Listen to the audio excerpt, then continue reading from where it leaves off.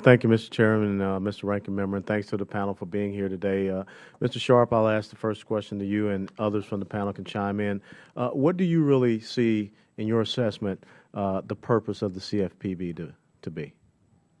I believe the purpose of the CFPB is to find fraudsters in the consumer products market and put them out of business, or clamp down on their fraudulent practices, protect consumers against bad actors in the market. Okay. Anyone else? I would say that's part of CFPB's mission, and that's an important part, but it's broader. CFPB's mission is to ensure that we have fair, transparent, and competitive consumer finance markets. And that's not just getting rid of fraud. That's also ensuring that disclosures are clear, that we can have good price competition in the market. Have we had, prior to this, any other government agency or someone else that was doing this? I mean, do we see this as a redundancy, or do we see this as some type of duplication of effort out there from the government? Prior to the Dodd-Frank Act, some parts of the consumer finance space were regulated by a laundry list of federal agencies, and this is one of the problems, that you had a regulatory market that was splintered. So you had the Federal Reserve, the FDIC, the Office of Comptroller of the Currency, Office of Thrift Supervision, even the Department of Defense and HUD, each having little spaces in the market, and many things fell between the cracks. And also those missions, the consumer protection mission given those agencies was typically a secondary and subordinate mission to other missions, particularly to bank safety and soundness, which is just a fancy term for bank profitability. So abusive lending practices, the only reason to do them is that they're profitable. Banks don't do them for fun. They do them because they're profitable. But if you're the comptroller of the currency and you see your primary mission as ensuring that banks are profitable, that puts you in a bit of a bind where you're going to be tempted to turn a blind eye to abusive practices because they're profitable. And that's what we saw. That's what led up to the housing bubble. Okay. So in your assessment for the panel, this was something that we needed to institute. This was an agency, a bureau, or a government program, whatever you want to call it, that we needed to institute. Without a doubt, that the financial crisis in 2008 came out of consumer financial products, out of mortgage products. That was the root of it. And if we want to ensure that doesn't happen again, we need to have better consumer financial protection. I'll just say, it's no secret that the Chamber didn't support the creation of the Consumer Protection Bureau.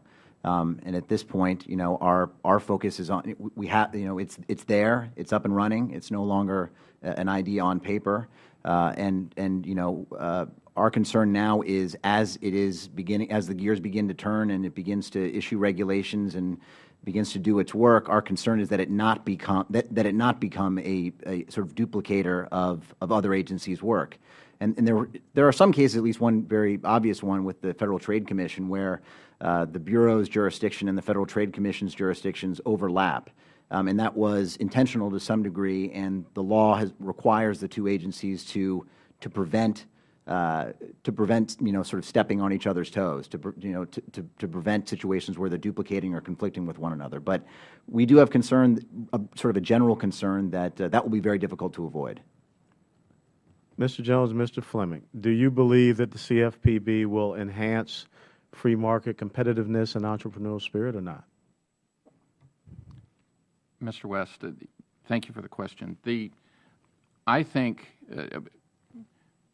we were happy to see the CFPB's move towards consolidating the truth in lending and the good faith estimate disclosures, two forms that have been a challenge for the industry, being administered by formally by two separate Federal agencies that did not always see eye to eye in terms of what should be done. So we do think there's real benefit there.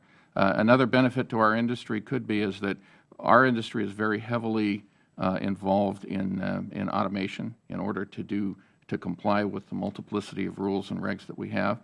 And to the extent, I was very encouraged today to hear that the CFPB will be doing an economic, cost-benefit analysis to really determine whether or not, and to the extent that that is what we do, then I think it can be a boon to not only to the industry, and help to lower some costs, but it also will be a boon to consumers who hopefully will have less confusing and clearer disclosures. So there definitely are some benefits.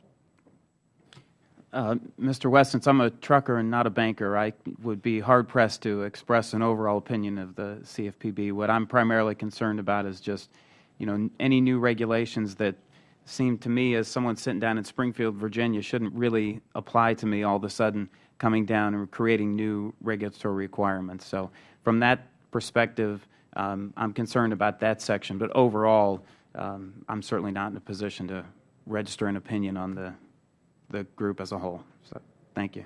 Very well. Mr. Chairman, I yield back.